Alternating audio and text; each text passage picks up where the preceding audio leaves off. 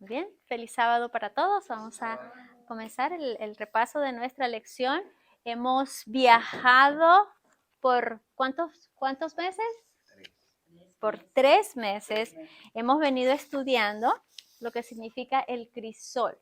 ¿Qué dijimos que es crisol?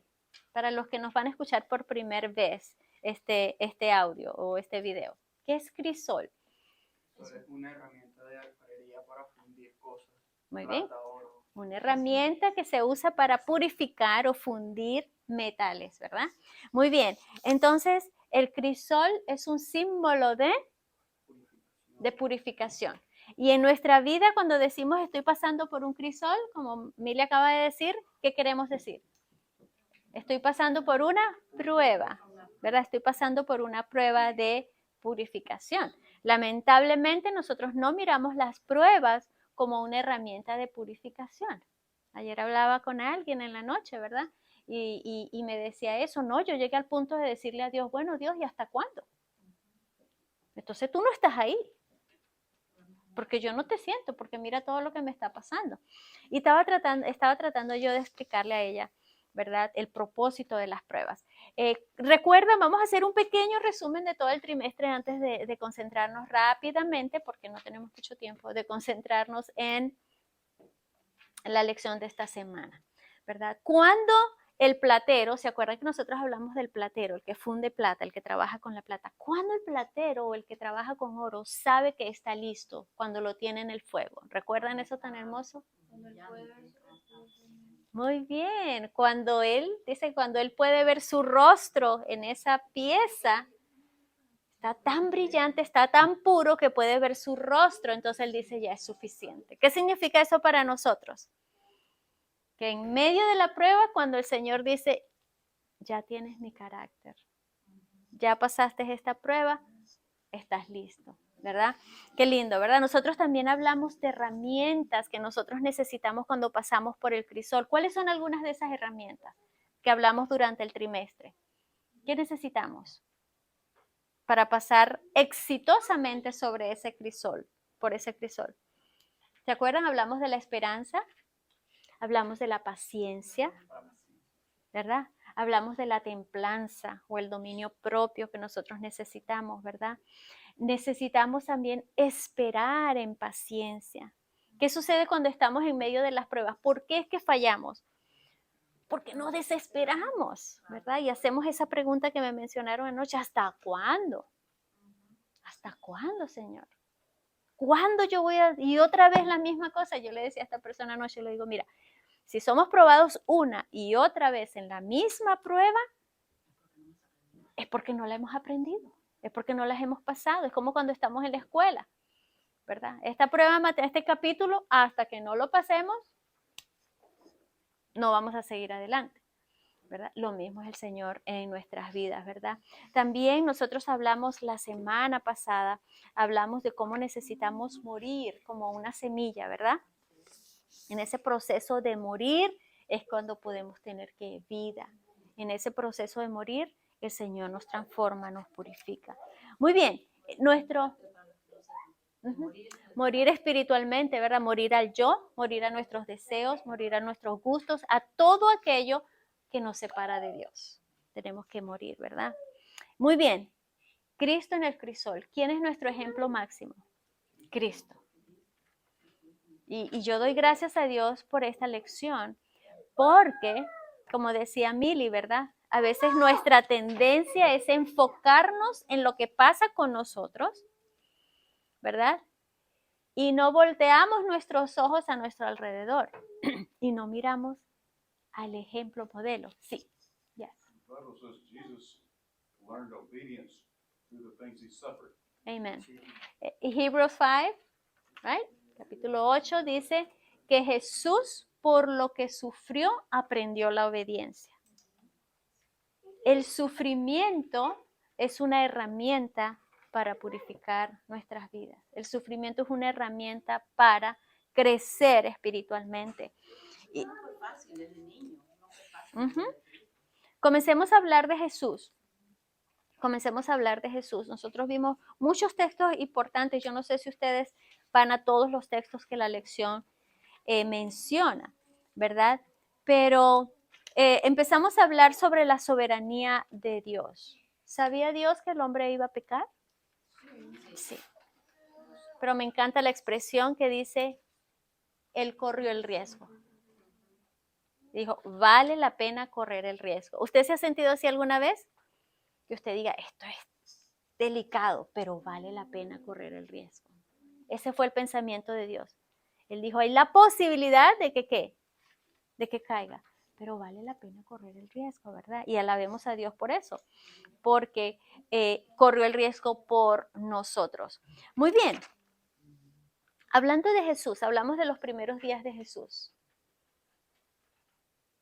¿Qué nos dijo la lección de los primeros días de Jesús? ¿Cómo fueron? Comenzamos desde su nacimiento. Yo voy un poquito más atrás. Okay. Porque el Señor vivía en un mundo, en el cielo, Uh-huh. era el rey del universo. Correcto. Era inmensamente poderoso, o es inmensamente poderoso.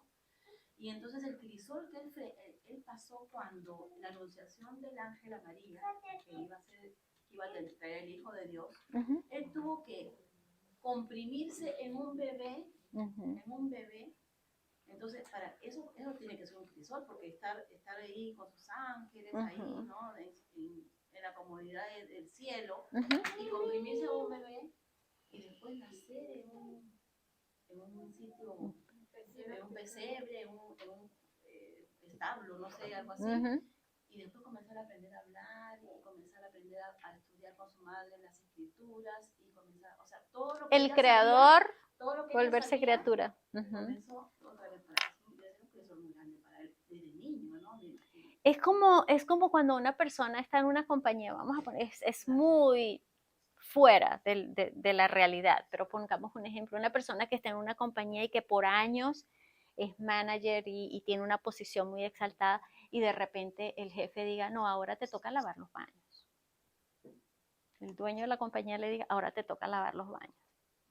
Si usted fuera esa persona, ¿qué diría usted? Oh, gracias, qué bueno, yo nunca he lavado baños, pero qué privilegio me estás dando de ir a lavar los baños. ¿Usted diría así, hermana?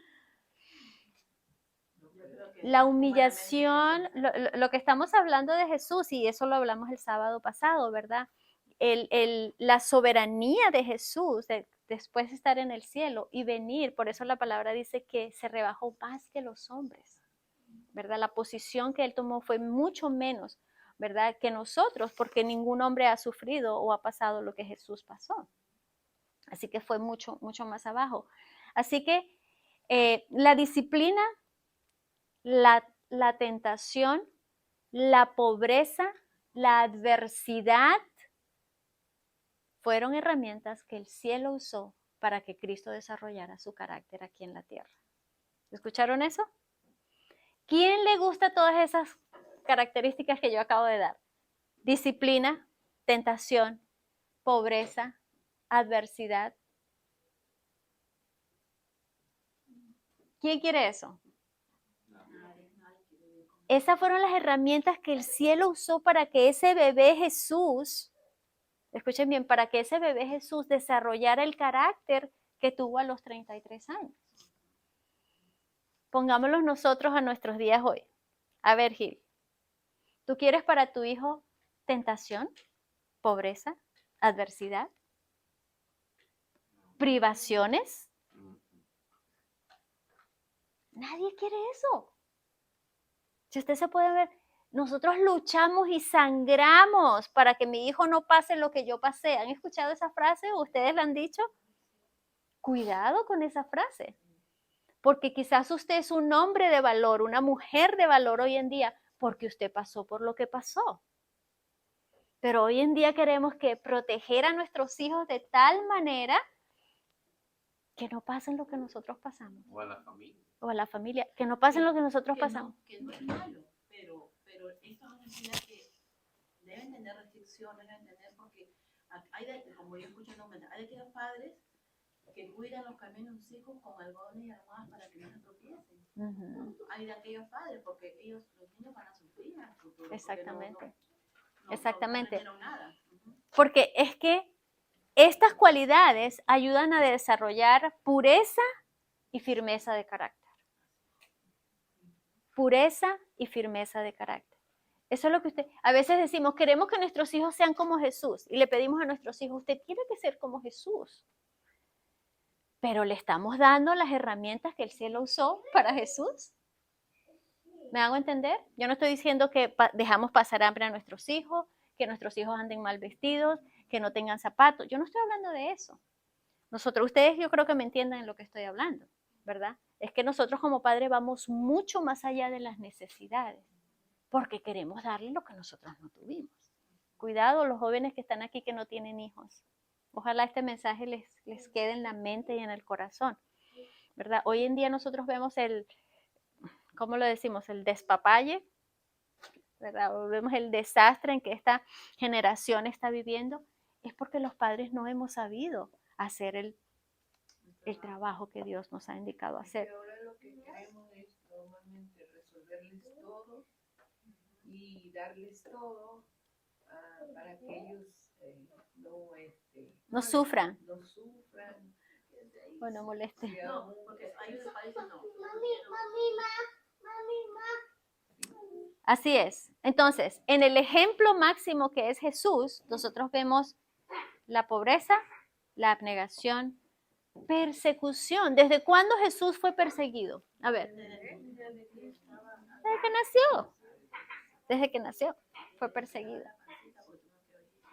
Evidentemente desde que estaba en el vientre, porque a ellos les tocó salir corriendo. ¿Sí o no? Ella tuvo que, ¿dónde parió? No en el lugar donde ella vivía, ¿verdad que sí? Muy bien, entonces, no solamente era una amenaza de muerte, cuando ellos tuvieron que huir a Egipto, era una amenaza directamente de muerte, ¿verdad? ¿Cuántos de nosotros hemos pasado eso desde pequeños? Quizás algunos, hay personas que sufren en esta vida, ¿saben? Yo conozco un testimonio de una hermana del Salvador, que ella desde pequeña ya vivió en el tiempo de guerra en El Salvador. Y ella cuenta unas historias que, wow, uno queda bien sorprendido, ¿verdad? Pero en este día, en el día domingo, nos mencionaron Juan 1:46. ¿Ustedes recuerdan cuando dijeron de Jesús, ¿puede salir algo bueno de Nazaret? ¿Dónde se crió Jesús? En una ciudad que no tenía mala fama. Donde tenía mala fama. ¿Puede salir algo bueno de Memphis? ¿Saben que Memphis es una de las ciudades más peligrosas de Estados Unidos? ¿Okay? ¿Puede salir algo bueno de Nazaret? Dijeron de Jesús. En otras palabras, el ambiente que rodeó a Jesús no era el mejor, el más apropiado. Volvamos a nuestros hijos, a nosotros como familia, queremos buscar el mejor ambiente. El mejor ambiente. Y eso está bueno en un sentido, pero tengamos cuidado, ellos necesitan ser fieles aún en medio de la adversidad, ¿verdad? Otra cosa, bastardo. Esa palabra es bien déspota, ¿verdad que sí? Despectiva. Bastardo. Así le dijeron a Jesús, así le decían a Jesús. Es más, a Jesús le decía que echaba fuera demonios por el poder de Satanás. Eso era en la otra parte de su ministerio. Estamos hablando de cuando estaba pequeño, ¿verdad? ¿Ese es hijo de quién? ¿De quién es hijo? Ese es un bastardo. Todo este sufrimiento que Jesús pasó, yo no sé si ustedes leyeron los comentarios, ¿verdad? Las torturas mentales por las cuales él tuvo que pasar, ¿verdad? Se mantuvo fiel bajo la contaminación, bajo el dolor y el sufrimiento. Y otra cosa, que los niños actualmente, los jóvenes tienen apoyo de los padres, pero ellos no tienen apoyo de su familia, hasta su familia lo atacaba. Muy bien. Cuando nosotros miramos, yo les recomiendo que lean el Deseado de toda la gente, el capítulo La niñez de Cristo y el capítulo Días de conflicto. Ahí nos habla. Nosotros sabemos que hay un silencio en la Escritura acerca de la niñez y juventud de Jesús. No se habla mucho, ¿verdad? Pero lo poco que se menciona, nosotros sabemos que creció en la integridad, de carácter, con lo poco que se menciona, ¿verdad? Entonces, nosotros podemos ver quiero leer esta pregunta aquí que se hizo al final. ¿Cuán sensible soy a los pecados que existen a nuestro alrededor?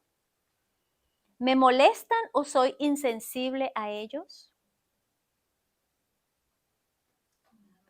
Cuando nosotros perdemos la sensibilidad del pecado, estamos en un peligro serio. ¿Sí me hago entender lo que estoy diciendo? Que nosotros no vemos la magnitud del pecado. No, pero, ya está haciendo eso. Pero eso no es tan malo. A mí me parece que no. O a mí no me importa. Cuidado. ¿Qué fue lo que hizo que Jesús se mantuviera firme y fiel y puro? Él sabía lo que era el pecado. Lo grande del pecado, lo grave del pecado. El problema de nosotros hoy en día es que a todos le decimos, pero eso no tiene nada que ver. Eso es, pero un poquito nada más. ¿Sí? Cuando empezamos a decir esas cosas, estamos cayendo en un terreno peligroso. Perdemos la sensibilidad del pecado. ¿Cómo nos volvemos insensibles al pecado? A través de los sentidos. A través de lo que miramos, lo que oímos, dónde nos relacionamos. Si usted se relaciona en un ambiente, vamos a poner un ejemplo práctico, porque para esto es la lección de escuela sabática, para que aprendamos cosas prácticas, ¿verdad que sí? Si usted se desarrolla en un ambiente donde todo el mundo dice malas palabras, un ejemplo, y que usted no es respetado, porque saben que si usted se relaciona, si usted está en un ambiente donde se dicen malas palabras y usted está cómodo, la gente no lo va a respetar. Pero si usted se desarrolla en un ambiente donde se dicen malas palabras y usted se siente incómodo y lo hace saber, la gente lo va a respetar. Yo me acuerdo que cuando llegaba a la casa de mi mamá, cuando los niños estaban pequeños, ella empezaba a gritar desde el patio, ¿no? Tengan cuidado, llegó Mari, cuidado con estar diciendo groserías, que no sé qué, cuidado con las niñas. Mi mamá hacía el anuncio cuando nosotros llegábamos. ¿Por qué? Porque ellos sabían, ¿verdad?, que nosotros nos cuidábamos en ese sentido, ¿verdad? Entonces, el asunto con los sentidos es que cuando nosotros podemos morar aún en medio del pecado y la maldad, pero mantenernos, ¿qué? Puros y sensibles, ¿verdad? Entonces, los sentidos, lo que oímos, lo que vemos. Aquí nosotros hemos puesto este ejemplo yo creo que varias veces cuando nosotros fuimos a Nueva York. En Nueva York usted puede ver a alguien que lo están matando ahí en la esquina y la gente pasa a un ladito. Wow, otro muerto más esta noche. ¿Está qué? Insensible. Porque lo vemos tanto, escuchamos tanto de eso, que ya no nos parece que pecado. Cuidado. ¿Cómo mantenernos fiel y firme en medio de la contaminación? Jesús fue rechazado por los hombres. Tenemos varios textos aquí, ¿verdad? Mateo 12, 22 al 24, Lucas 4, 21 al 30, ¿verdad? Le dijeron que él echaba demonios con el poder de Satanás. En otras palabras, le dijeron un diabólico. Eres un diabólico. ¿Verdad que sí? ¿Qué más? Cuando él leyó la escritura, ¿saben qué dijo? Esta palabra se ha cumplido hoy. Lo agarraron y lo iban a matar. Fue que milagrosamente Dios, el Padre lo salvó. Los ángeles vinieron a su rescate, pero lo iban a matar. Él hubiese muerto antes de tiempo si no interviene el Padre, los ángeles a salvarlo, ¿verdad? Cuando dijo yo soy, wow, está loco. Porque el gran yo soy, ¿de acuerdo? Del Antiguo Testamento, ¿verdad que sí? Entonces, todas estas cosas llenaban el corazón de Jesús de tristeza. No nos equivoquemos. No estamos presentando a un ser aquí que lo vituperaron, que le dijeron malnacido, que le dijeron bastardo, que le dijeron y que él estaba insensible a todo eso. No, su corazón se entristecía. Y nosotros vemos eso en los capítulos finales de la vida de Jesús. La Biblia es específica, ¿verdad? En otras palabras, su corazón, así como el tuyo y el mío, se entristecía. ¿O no te pondrías tú triste que te pasara todo eso? Cuidado que no me digas bastardo. Te pongo los dientes de collar, ¿verdad?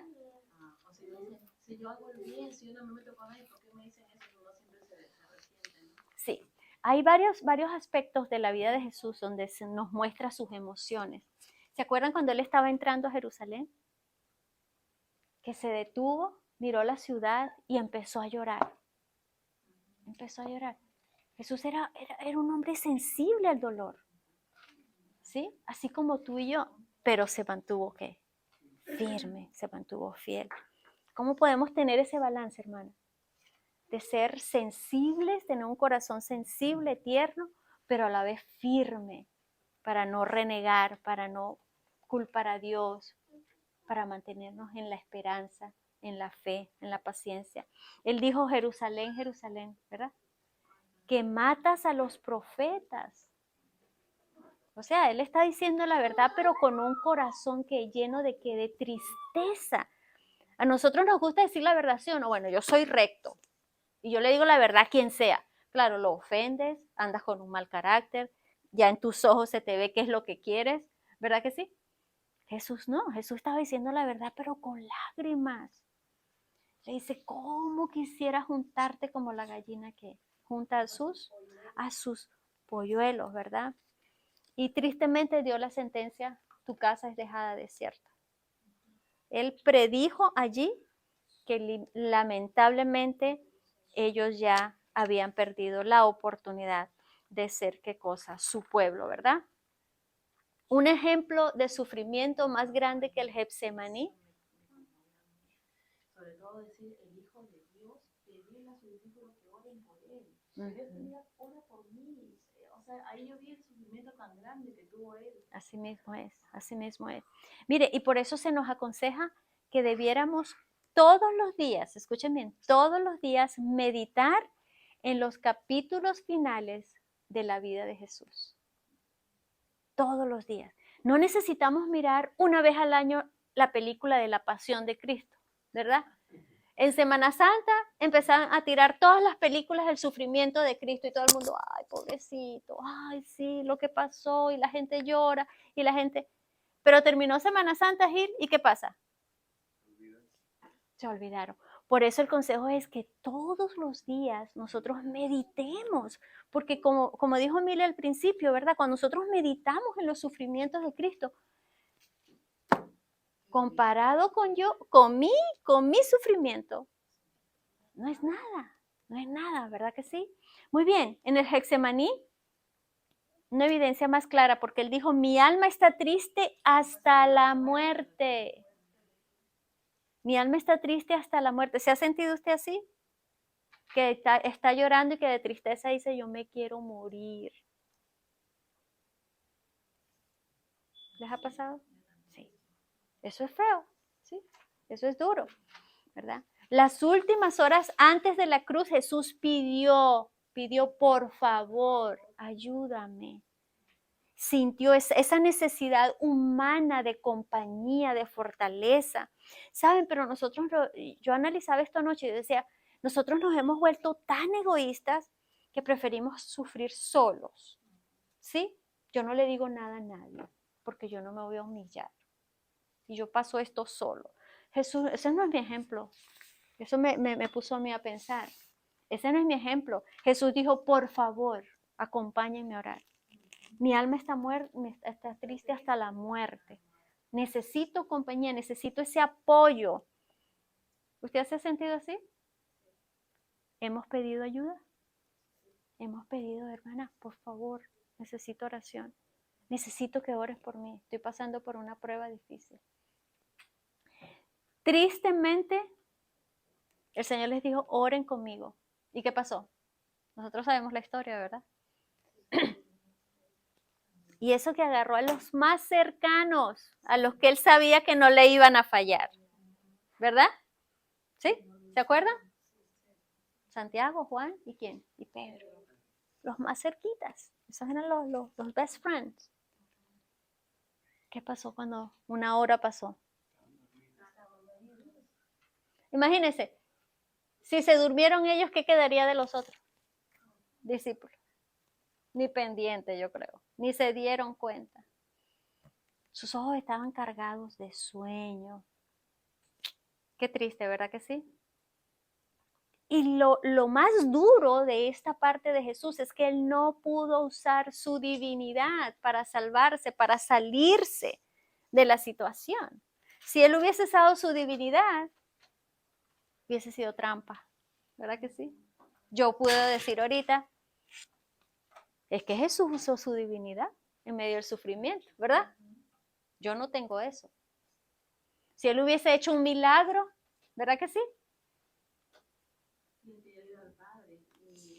Y ese ejemplo, esa parte de esa escena del sufrimiento de Cristo, me hace ver de que, y apoya de que Dios nunca cambió la ley. Porque si él hubiera querido salvar a su hijo, bueno, cambiamos la ley porque tú sabes que el pecado ¿no? La transgresión de la ley. El pecado es muerte. Entonces Dios viene diciendo, no, yo quiero salvar a mi hijo porque está sufriendo demasiado, entonces yo voy a anular la ley. Vamos a hacerle un arreglo a la ley. Claro. Pero no, el Señor, a pesar de sufrimiento, siguió con los planes. Y su hijo tuvo que morir porque no cambió la ley. Hay dos aspectos aquí que me llaman la atención. Eso es cierto, hay dos aspectos que me llaman la atención. La impotencia de su agonía de no poder usar su divinidad para salirse del problema. Pero la segunda es, ¿por qué sufrió Jesús? ¿Por qué estaba sufriendo? ¿Qué fue lo que causó ese dolor tan grande? A ver. Ajá, indiferencia. ¿Qué fue lo que causó ese peso que lo agobiaba? El pecado por cada uno de nosotros. El peso del pecado, pero tiene que ir un paso más allá. ¿Qué era lo que le rasgó el corazón, la vida a Jesús? La separación de su Padre. La separación de su Padre, porque el pecado trae una separación entre el hombre y Dios. Ahora Jesús, todos sus 33 años, vivió en comunión con Dios, sin pecado, comunión íntima con su Padre, y ahora Él toma el pecado, no solamente de uno, de dos, de tres, de toda la humanidad. Y por supuesto, ese pecado causa una ¿qué cosa? Una separación entre Dios y el hombre, y fue esa separación, el dolor de esa separación, lo que quebrantó el corazón de Cristo. Él sentía él sentía ese dolor porque él sintió que Dios, ¿verdad? Como que lo abandonó. Ajá. Claro. Esa sombra, esa oscuridad que él vio, él sintió que Dios lo había abandonado. Pero no fue así, ¿verdad? No. Era el pecado de nosotros mismos, sí, que lo permitió a separarlo de él. Así mismo es. Y eso, hay varias lecciones ahí, hay muchas lecciones que podemos aprender. Primero, cuando nosotros pecamos e insistimos en pecar, recordemos que hay una separación entre Dios y nosotros. Eso es serio. El pecado nos separa de Dios. Es por eso que nuestra justicia y nuestra esperanza está en Cristo, que Él ahora es nuestro intercesor y es el que nos conecta ¿con quién? Con el Padre. Pero aquí Jesús, por fe solamente. Jesús no, ¿sabían ustedes que Él no tenía certeza de que Él iba a pasar esa prueba? Las 3 veces que oró y dijo, si es posible, pasa de mí esa prueba. Si es posible, Señor, por favor, ¿me la puedes quitar? Claro, que se haga tu voluntad. Pero tú sabes que yo quiero que tú me la quites, porque es demasiado grande para mí. Yo no soporto la separación tuya. El Señor no era que no soportaba el pecado que tenía encima, no era que no soportaba ser nuestro, sino la separación de su Padre. Tenemos que tener eso bien claro. Sintió la separación que causa el pecado. Pregunto, ¿sentimos nosotros esa angustia cuando pecamos, cuando estamos siendo tentados a pecar? ¿Que ese pecado me va a separar de la gloria de Dios? Eso es importante para nosotros y es importante que lo tengamos en cuenta. Sufrió la muerte más cruel. Era la peor de las muertes en ese tiempo. Yo creo que no se puede comparar con la muerte hoy en día, con las penas y las culpas que se pagan hoy en día. Exactamente, exactamente. ¿Qué sucedió allí? Nosotros sabemos que cuando Jesús fue crucificado, para que Él dijera las palabras, Dios mío, ¿por qué me has abandonado? ¿Sí? Aquella separación tan grande del Padre. Entonces, por eso Él en ese momento de su agonía, cuando Él le decía al Padre, entonces podemos darnos cuenta nosotros tan grande. Dios nos muestra ahí. Realmente yo meditando en el estudio, me doy cuenta de que realmente cuando nosotros somos desobedientes, y si analizamos esto que el Señor hizo por cada uno de nosotros, Él no merece esta burla. Porque Él no merece que nosotros lo despreciemos de esta manera después que Él ha dado su vida por nosotros. Así es. La separación tan grande que Él sintió del Padre, y a pesar que el Padre no fue el que lo abandonó, fue el pecado. Y ese abismo que Él sentía, esa agonía tan terrible que Él sintió en ese momento, que el Padre lo había abandonado. Y fue por ese motivo de que Él aclamó. Sí. Esa fue la prueba máxima de fe para Jesús, fue esa. Porque nos pasa a nosotros que cuando estamos en nuestra más terrible agonía, sentimos eso, sentimos que... Nos sentimos solos. Solos. Ese momento Jesús se sintió como solo. Se sintió solo, definitivamente. Se sintió solo. Entonces, eso es lo que sucede a veces en nosotros, ¿verdad? Que ya ves, son crisis, son pruebas tan grandes que en ese momento cualquiera puede decir, ¿dónde estás? ¿Por qué me has dejado solo? ¿Por qué me siento solo? Sí, así mismo es. Jesús no tenía seguridad que su sacrificio había sido aceptado. ¿Sabían ustedes eso? Qué bueno fuera si él hubiese sabido, bueno, me muero aquí, me duele, no importa, pero yo sé que cuando esto termine ya todo va a estar bien. No. La angustia que pasó, ¿sabe que cuando Jesús murió fue porque se le reventó su corazón? ¿De eso fue que murió Jesús? Por la angustia que él pasó. Y acordémonos que ¿cómo se llama? Que cada vez que nosotros pecamos, volvemos a sacrificar a Cristo. Y en la matemática normal, 10 menos 1 es 9. Pero en la matemática divina, si nosotros también en un solo mandamiento, pues también todos. Entonces volvemos a sacrificar con todos los mandamientos a Cristo. Y volvemos a hacerlo sufrir. Porque somos por nosotros día con día, cada vez que nosotros pecamos, cada vez que nosotros caemos. Así es. Esto es una de las cosas que a mí más me llama la atención de este estudio. Es que Cristo no tenía la seguridad y la certeza de que su sacrificio había sido aprobado. Cuando el Padre, cuando la naturaleza cubre a Cristo, recuerden, Jesús estaba desnudo. Cuando la naturaleza cubre a Cristo, cuando las tinieblas eran las 3 de la tarde y hubo tinieblas como de medianoche. Okay, la oscuridad, eso era un símbolo también. Todo eso fueron simbolismos, ¿sí? Y pasaron muchas cosas importantes. Nosotros no tenemos tiempo para desglosarla cada una, ¿verdad? Cuando el sacrificio, en ese exacto momento que Cristo está muriendo, el sacerdote está haciendo el sacrificio vespertino, el de la tarde. Hay un temblor, el cordero huye, el velo se rasga, ¿verdad? Simbolizando que ya no más había sacrificios de corderos, ya el cordero estaba muriendo en la cruz, ¿verdad? Cristo, el cordero que tanto había sido esperado para quitar el pecado del mundo, había sido crucificado. Sin embargo, la prueba más grande fue que Él sufrió la segunda muerte por nosotros.